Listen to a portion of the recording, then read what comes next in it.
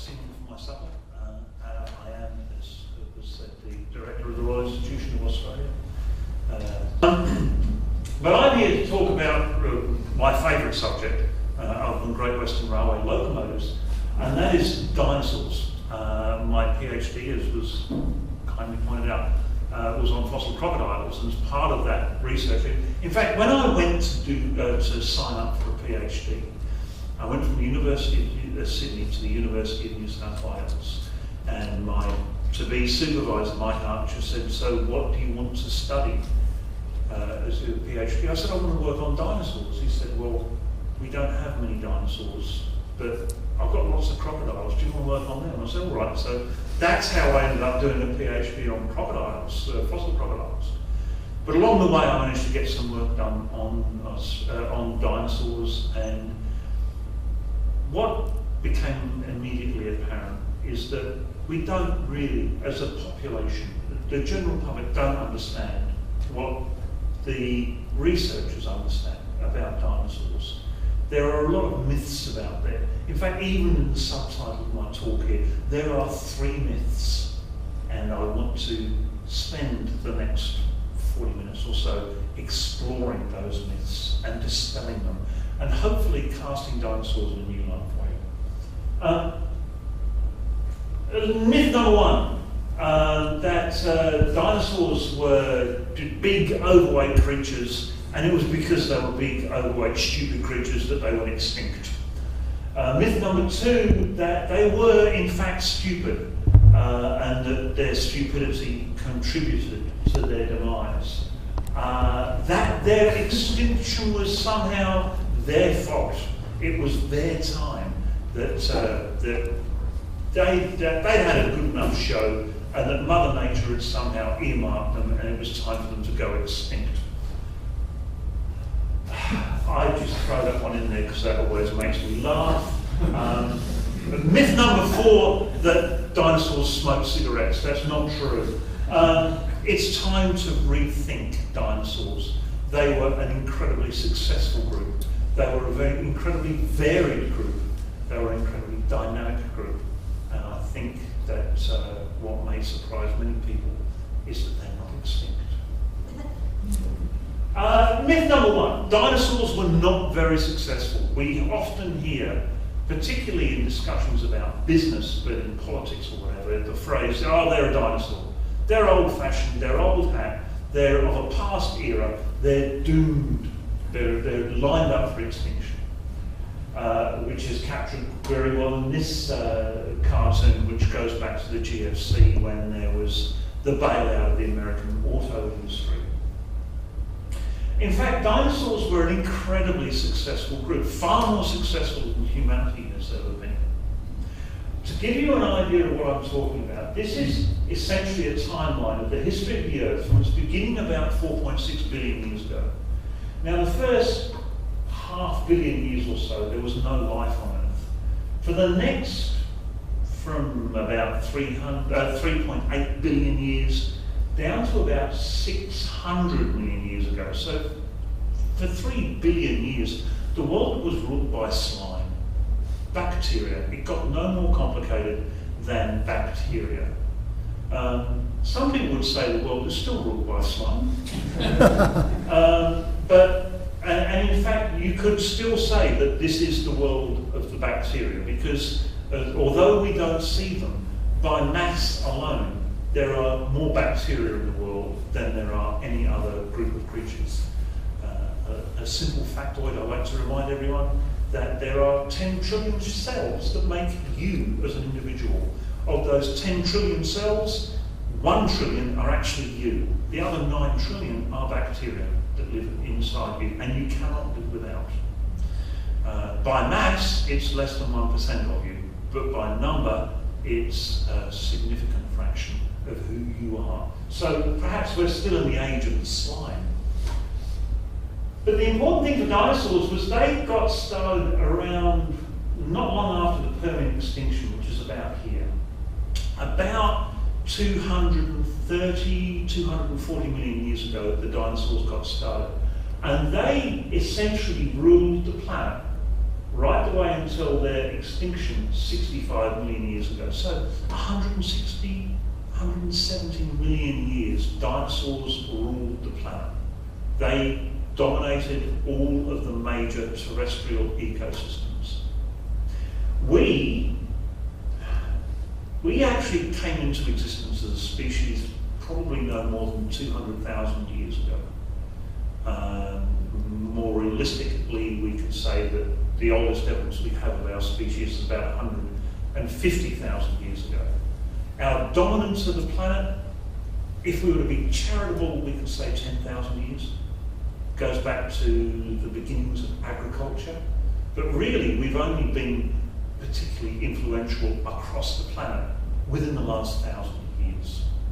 So, if we like to think of ourselves as successful after 1,000 years of buggering up the planet, that's nothing compared to the dinosaurs who were around for 160 million years. The diversity of body sizes also underlies the problem or the myth that dinosaurs are big, fat and stupid. Because if you were to take one of every dinosaur that we know of and you were to average the size out, you would get a creature about the size of a sheep. If you were to do the same experiment with mammals, modern mammals, you would get something about the size of a large rat. There are a lot of very small mammals that most people don't realise exist. Bats and mice and small rodents, etc., etc. Similarly, there are a lot of small dinosaurs that people don't appreciate were there. Yes, there were some immensely large creatures, but there are also creatures like this, Micropachycephalosaurus, Coelurosaurus, and Velociraptor. This guy appeared in Jurassic Park as a completely different creature, twice, maybe 3 times that size in the movie. In reality, it's quite a small attacker. You still wouldn't want to mess with it because it probably still attack you in a pack and would be easily render you to bone in a nanosecond. But it was only a small creature. So not all dinosaurs were big. And the real exception that shows this to the dinosaurs is this creature. It's a guy called Troodon, which has the highest brain quotient of any dinosaur. In fact, it's got a brain to body size ratio similar to dogs or some other mammals that we think of as being relatively intelligent. And it was actually hypothesized that if these guys hadn't been snuffed out 65 million years ago, they would have been the logical contenders to go on and become the first intelligent life form on the planet. They had a couple of things in their favour. Not only were they getting a bigger brain, but they were also had their forearms free from walking, so that they had the ability to grasp objects and manipulate objects. And it's thought that in our evolution, that ability to hold objects and to manipulate objects with our arms and our hands was part of the ability to grow a larger brain, because you needed to have more processing power there to make those hands do what you wanted, and it was a feedback mechanism. The two go hand in hand. And so it was quite possible, if we didn't get the chance to take over the world, if the dinosaurs continued their reign for the last 65 million years instead of getting snuffed out, that we could have seen the world's first intelligent organism, and it would have been a dinosaur. To tackle the final myth for today's presentation, the myth that dinosaurs are extinct. Yes, 65 million years ago, most of the organisms that we recognise as dinosaurs were wiped out, but probably by that meteorite impact. But one group of dinosaurs lived on to fight another day, and you're familiar with them. You've probably eaten one today. I'm talking about the birds, and when we talk about birds coming from dinosaurs, the first thing that pops into people's mind is how do you get from that to a chicken? Well, actually, no, that's not the path that you take.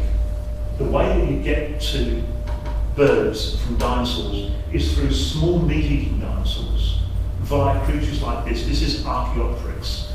More correctly, actually, it should be pronounced Archaeopteryx because the P should be silent.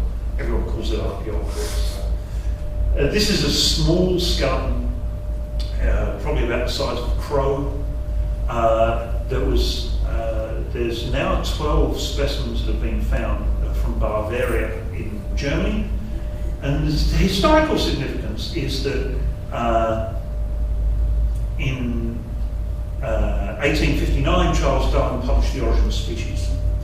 And he said in 1859, the biggest objection to my theory is that if one group of animals evolved into another, then there should be fossil evidence of those transitions. And at that time he says they're not there, but, and he said, he was a smart guy, was Chuck. He said, given enough time, split enough rocks, sooner or later we will find those fossils that are those transitional species between groups of organisms. 2 years later, this specimen turns up in Bavaria.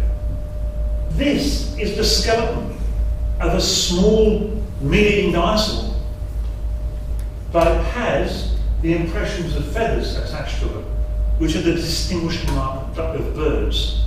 So this must be a link between birds and dinosaurs. This is one of the missing links that Darwin predicted would turn up in the fossil record. Why were dinosaurs growing feathers? It wasn't to fly. What it appears is that the first reason why they got hair-like structures was as a way of improving heat retention, so they could keep body heat in, so they could remain active through the night or through the winter. They improved to the downy-like situation, which is what we find in tyrannosaurs and advanced meat-eating dinosaurs. And also amongst meat-eating dinosaurs, we do see the development of those feathers into things that were probably used for courtship displays. So in these guys, these are ornithomimosaurs, which are definitely dinosaurs. We're actually seeing difference in the feathers, which suggests that the males had big showy feathers on their arms to impress the ladies, and the ladies didn't have that. These are some of the birds from China and dinosaurs from China. Here is Sinornithoides, which is Sinosauropteryx, which is a fully fledged dinosaur. As you can see, it has the hairy-like structures around the outside of the skeleton, right the way through to here we have fully formed feathers, both on the legs and on the wings of these early birds. So yeah, there is the family tree as we now understand it, which takes us from small meat-eating dinosaurs right the way through to modern birds. There is no conceivable link in that chain that we do not have. So, ladies and gentlemen, perhaps the wisest way to bring this to a conclusion is, if you haven't already today, almost certainly by the end of today, unless you're a vegetarian, you will eat a dinosaur. You will have a chicken burger or roast chook tonight. And perhaps next time you do come face to face with a bird, you could show a little more respect. You are talking to the only living descendants of the dinosaurs. Thank you very much.